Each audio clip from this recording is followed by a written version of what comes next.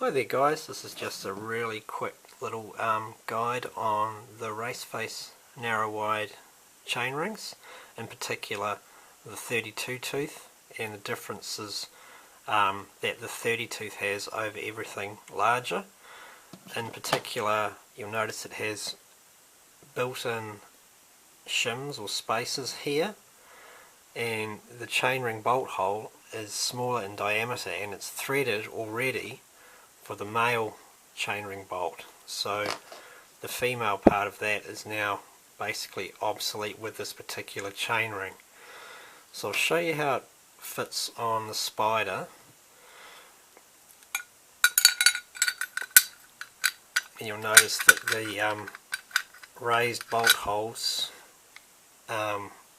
fit more or less exactly into the Spider like that, and they're ready to take the again the male threaded part of the chainring bolt in there.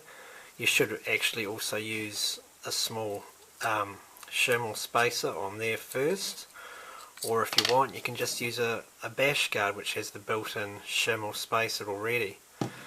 Now one of the reasons they've done this, I think there's two, is because you can see how the teeth are quite close to the Spider here.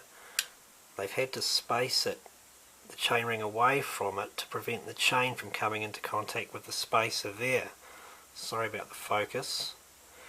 Another reason why they've done this, made of the smaller diameter hole, is if you look at the back, for example, you see there's very little material between the teeth area of this sprocket and the hole. If they'd made it the bigger female size, unthreaded, it would have encroached on that, and I suppose it would have just cut straight into it. So this is obviously the compromise they've had to make. Otherwise it's fine. I've only used it a few times, not a lot of difference between it and the 32 tooth, but it's nice to have these options. So just compare it with the 32 tooth. You can see this is completely flat.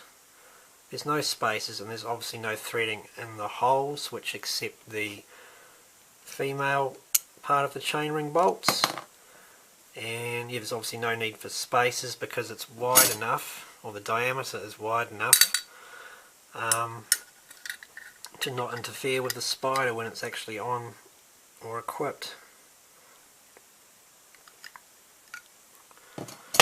So I hope that's been informative.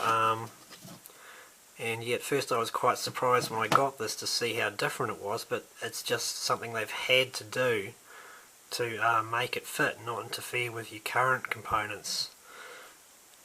Alright, thanks guys.